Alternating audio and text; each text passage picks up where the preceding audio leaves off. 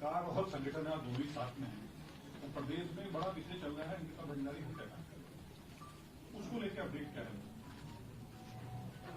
देखिए, ये जो प्रकरण है ये बहुत ही संवेदनशील है और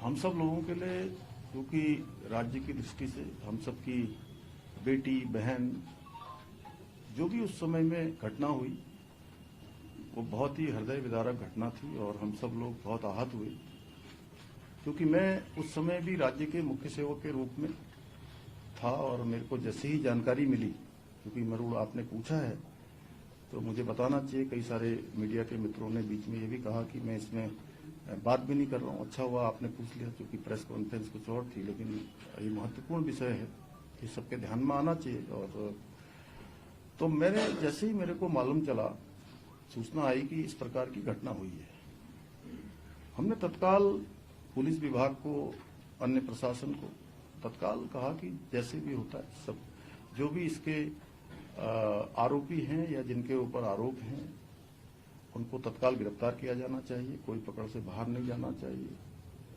और तत्काल उन सभी वो 3 के 3 जो आरोपी थे उस समय के, वो तीनों को गिरफ्तार किया गया और जिस स्थान पर उन्होंने बताया वहां से बॉडी को रिकवर किया गया।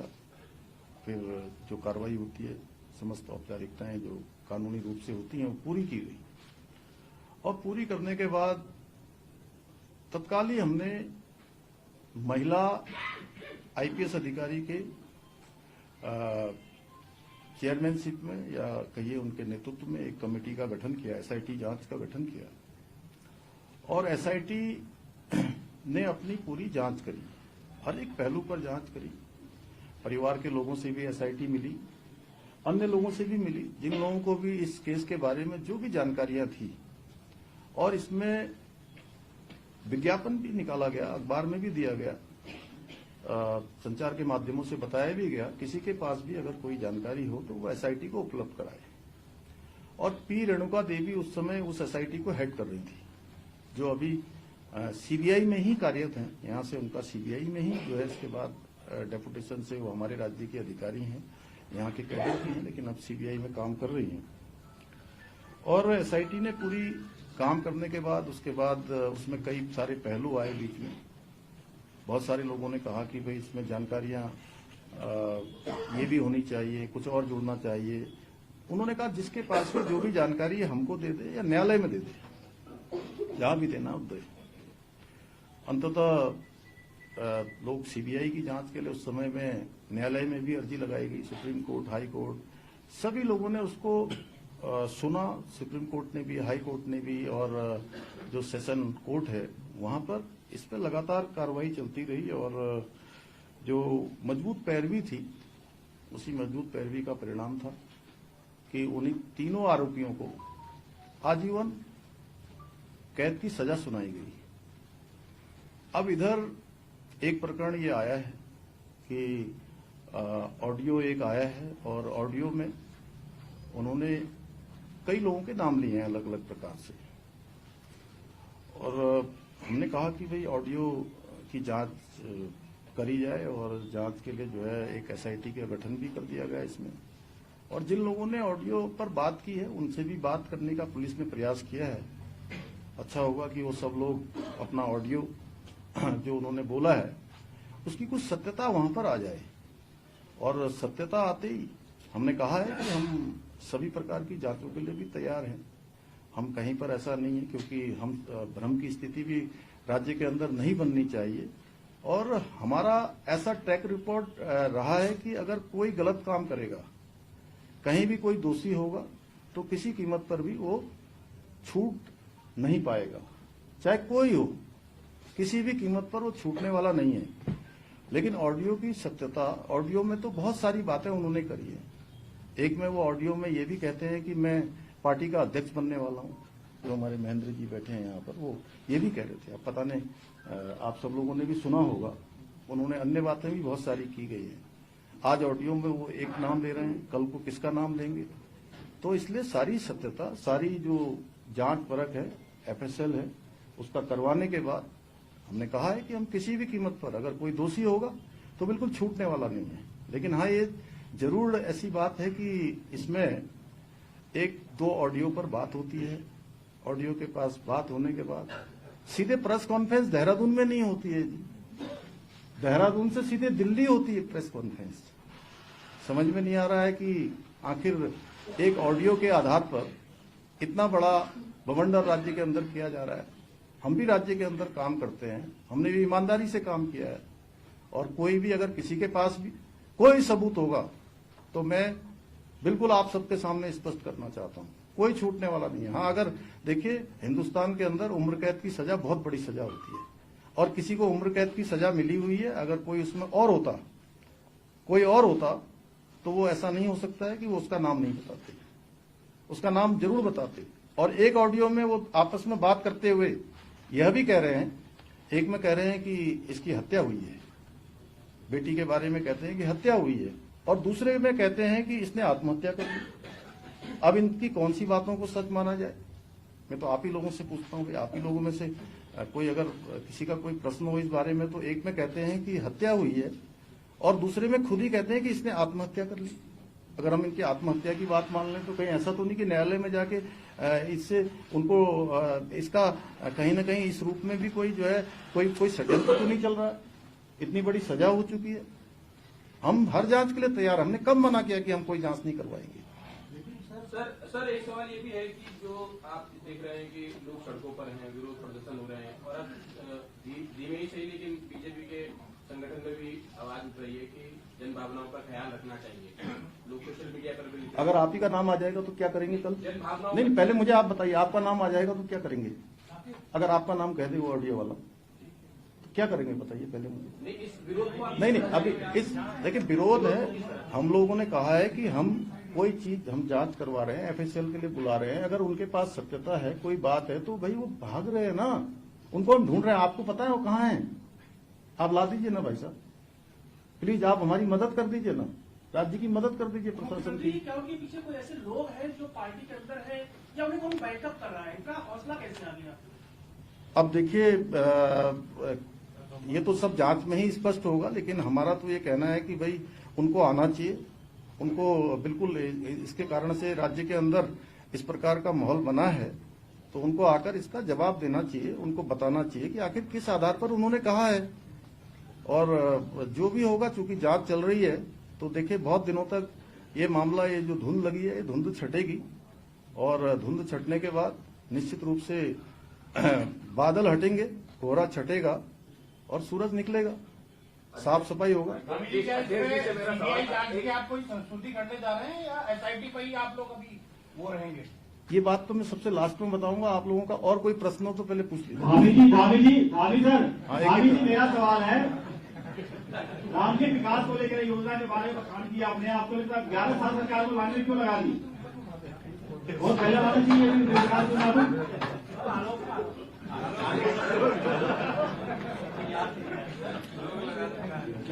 अध्यक्ष जी से मेरा ये सवाल था कि कुछ पार्टी के आपके नेता जो आपका ऑफिशियल स्टैंड है उससे अलग होके बात कर रहे हैं, तो उन पे कोई आप कार्रवाई करेंगे क्या?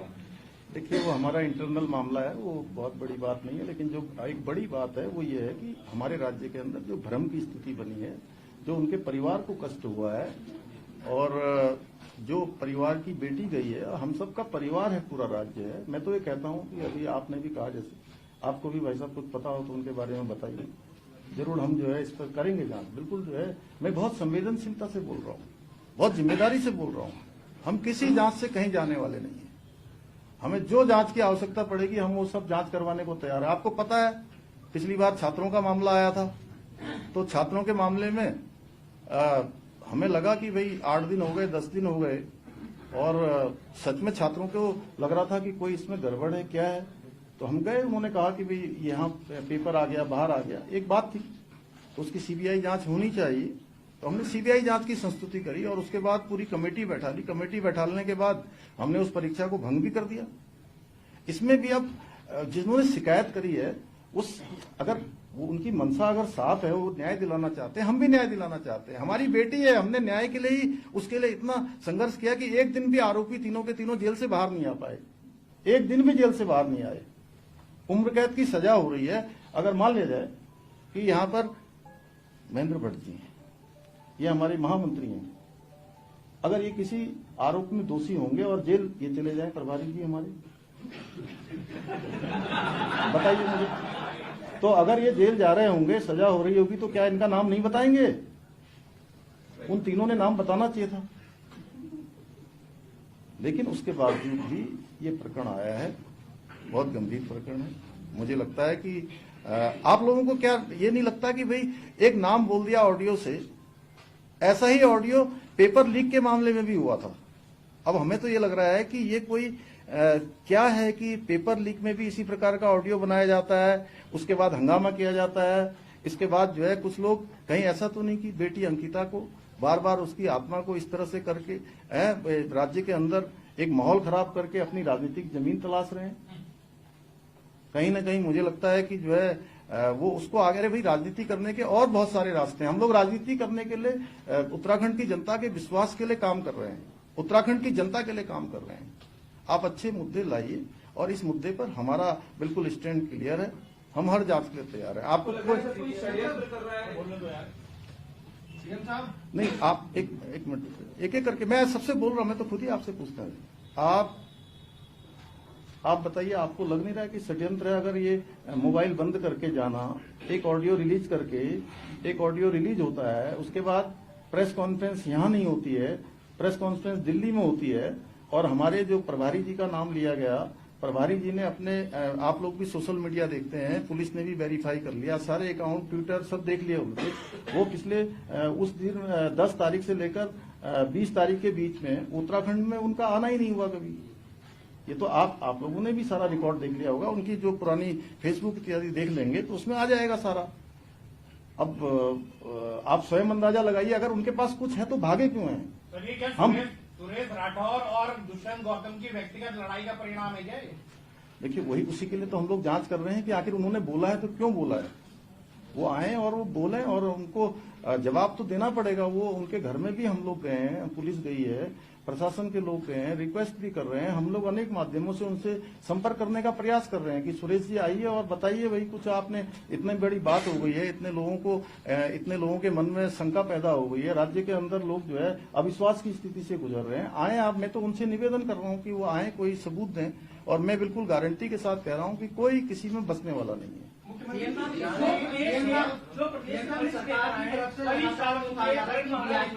क्या ऐसे लोगों को हम अपील करेंगे कि ऐसे संवेदनशील मुद्दे पर सियासत न करके एक संतुलन बनाए, ताकि वाकई। मैंने कहा कि देखिए, जिन लोगों को जनता बार बार बाहर का रास्ता दिखा रही है, वो बेटी अंकिता को अपना हथियार न बनाए। बेटी अंकिता के हत्यारों को, उनके आरोपियों को, उनको अपराधियों को सजा देने का काम सरकार का है। और हम प्रतिबद्ध होकर, संकल्प होके ये कहना चाहते हैं कि कोई नहीं छूटने वाला है। जिसने भी जो है न पहले छूटे हैं, न कहीं किसी का नाम आएगा तो कोई छूटेगा। कोई वीआईपी नहीं है, संधि भी ये कह रही है कि कोई वीआईपी नहीं है। संदेह की स्थिति में गिरफ्तारी हो जाती है। लेकिन ये जो पूर्व विधायक का बयान है, जो रिकॉर्डिंग आई है, वो आपके परिवार के बीच से आई है। भारतीय जनता पार्टी के वो पूर्व विधायक रहे। संदेह इसलिए ज्यादा होता है, शायद वो उस स्थिति को जानते होंगे। नहीं, देखिए ऐसा, एक तो मैं आपको बताऊं कि वो हमारी पार्टी में थे, लेकिन पिछले 1 साल 1.5 साल पहले, साल भर हो गया, 1 साल से ज्यादा समय लगभग हो गया है कि वो पार्टी में नहीं है। पार्टी ने उनको जो भी ये प्रकरण हुए, इन्हीं सब प्रकरणों के कारण से पार्टी से निष्कासित किया था। और देखिए, अगर उनके पास सच में ये बात भ्रम की बनी तो उनको आना चाहिए सामने। वो जिम्मेदार व्यक्ति हैं, वो आकर उनको बताना चाहिए, नहीं मैं तो, आप लोग प्रश्न करिए, नहीं तो फिर मैं भी कुछ प्रश्न कर लेता हूं आप लोगों से, अगर आप लोग नहीं कर रहे हैं तो। नहीं, पूछे, जिसको जितना कड़वा प्रश्न पूछना उतना पूछ ले, लेकिन पूछना अच्छे से। आपकी तरफ सरकार की ने ये कहा कि वीआईपी नहीं है, आपकी एसआईटी जिन्होंने जांच की थी उन्होंने भी कहा वीआईपी नहीं है, संगठन की तरफ से जो प्रेस कॉन्फ्रेंस हो रही है ये कहा जा रहा है वीआईपी नहीं है, अंकिता भंडारी के संबंध में एक आदमी बताइए इस पूरे सभी पत्र अरे तुम्हारा सवाल मैंने ले लिया, चलो ले लिया भाई, ले लिया। अब जो आगे आप आगे बोल रहे हैं, मैं आगे आप जो आगे बोलने वाले हैं मैं उसका जवाब भी दे दूंगा। अगर मैं यहाँ आया हूँ तो मैं जानता हूँ कि आप क्या पूछने वाले हैं उससे आगे। और मैं सारी प्रेस कॉन्फ्रेंस देखता हूँ, सारी प्रेस कॉन्फ्रेंस में सबसे ज्यादा प्रश्न पूछने वाले आप ही होंगे। ठीक है मेरे दोस्त, बहुत बधाई। अब देखिए ऐसा आपके जितने नहीं रुक जाइए, मैं पूछूंगा ना, सबके जवाब दूंगा भाई। अब अरे यार आप पूछो, चलो रुको अब तक की जितनी प्रेस कॉन्फ्रेंसों में आपको जो जवाब नहीं मिले, आज मैं सारे जवाब देने के लिए ही यहाँ आपके बीच में आया हूँ। जो भी कमी पेशी है आज मैं सबका, अरे मैं आप ही का जवाब दे रहा हूँ, तुम्हारा दे रहा हूँ। तुम बहुत अच्छे लड़के हो, मैं बहुत पहले से जानता हूँ तुम्हें। देखो भैया, देखो आपके सारे सवालों के जवाब ये पहले दिन से जब से लिखा गया जो केस डायरी है, उस केस डायरी में ये जो आपने कहा ना, इसके सारे जवाब हाईकोर्ट में लगे हैं। और हाईकोर्ट ने और उन्होंने एसआईटी ने सारी चीजें हाईकोर्ट में जमा करी, उसके बाद ही इसका निर्णय आया। हो गया। जांच बताएंगे क्या आगे कुछ और जांच होंगी कि नहीं होंगी? नहीं अभी पहले प्रश्न पूछो ना सब लोग। स्वामी सर दे दिया, जवाब दे दिया ना। स्वामी सर मेरा सवाल है, अब ये कल ये मत चला देना कि जवाब नहीं दिया, फिर दे दिया।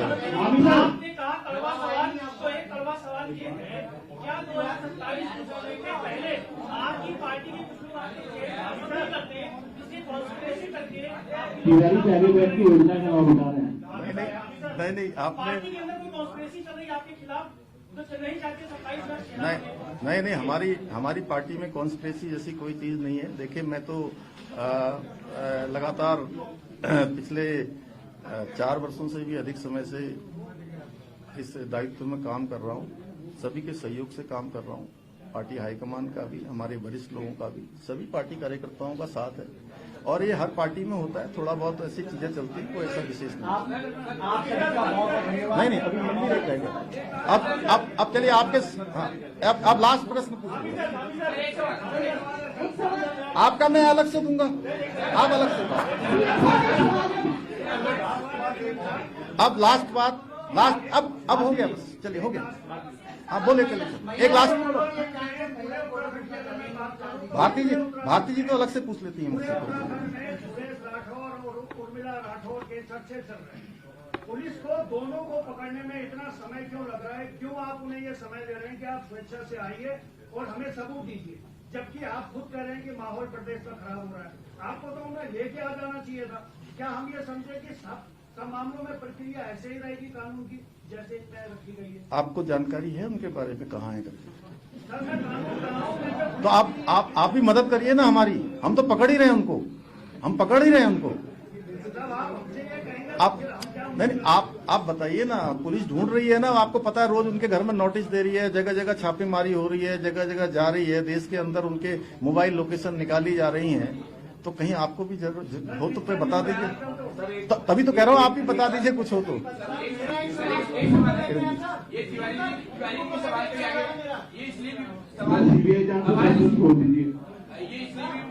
मामला क्योंकि हम देख रहे हैं पिछले 3-4 महीने से सरकार अभी तक सब कुछ सही चल रहा था, 3-4 महीने से अचानक से माहौल बनाया जा रहा है, अलग अलग मुद्दों को बहुत तेजी से उठाया जा रहा है। तो देखिए सरकार के बहुत सारे कार्यक्रम चल रहे हैं। अभी एक बहुत अच्छा कार्यक्रम जो हमारे सीमांत क्षेत्रों में रहने वाले, दूर दराज गांवों में रहने वाले गरीब जनता, उनके बीच में जन जन की सरकार, जन जन के द्वार, ये कार्यक्रम चल रहा है। और इस कार्यक्रम में लगभग 1.5 लाख के लगभग लोगों ने अभी तक प्रतिभाग कर लिया है। अनेक लोगों को उनके गांव के पास में, घर के पास में, जिनको अपने काम करवाने के लिए मुख्यालय आना पड़ता था, जिला मुख्यालय जाना पड़ता था, कई धनराशि खर्च करनी पड़ती थी, साधन लगाने पड़ते थे, उन सब के घरों के पास जाकर काम हो रहा है। और बहुत उत्साह इस कार्यक्रम को लेकर लोगों का है। तो बहुत विकास के काम भी हुए हैं। आज राज्य हमारा नवाचार के मामले हों, ऐतिहासिक निर्णय लेने हों, विकास के प्रकरण हों, आज देश के प्रमुख राज्यों में हमारी गिनती हो रही है। बहुत सारे क्षेत्रों में हम पहले नंबर पर हैं और जो हमारे प्रतिपक्ष के हमारे मित्र हैं उनको ये सहन नहीं हो पा रहा है। उनको पता है कि जनता का विश्वास उनके साथ नहीं है, तो इसलिए इस प्रकार के कुचक्र, इस प्रकार के षड्यंत्र करने का लगातार वो इसके लिए काम कर रहे हैं। तो जनता सब जानती है, फैब्रिकेटेड माहौल ज्यादा दिन नहीं चलने वाला है। हाँ, मैं अब चूंकि आप लोगों ने, सब लोगों ने सारे प्रश्न कर लिए हैं, मैं इतना कहना चाहता हूं क्योंकि इस पूरे प्रकरण में राज्य की जनता को भी कहीं न कहीं सबने संवेदनशीलता के साथ इस मुद्दे पर विशेष रूप से अपनी भागीदारी भी की है, अपना मत भी दिया है। लेकिन सबसे ज्यादा प्रभावित उनके माता पिता, परिवार के लोग उनके हुए हैं। मैं राज्य के मुख्य सेवक के रूप में उनकी मां से, उनके पिता से बात करूंगा। बात करने के बाद कानूनी रूप से सभी चीजों का अध्ययन करने के बाद उनका जो भी हमारे लिए, जो भी वो अपनी बेटी के न्याय के लिए चाहते होंगे, हम उसको आगे बढ़ाएंगे।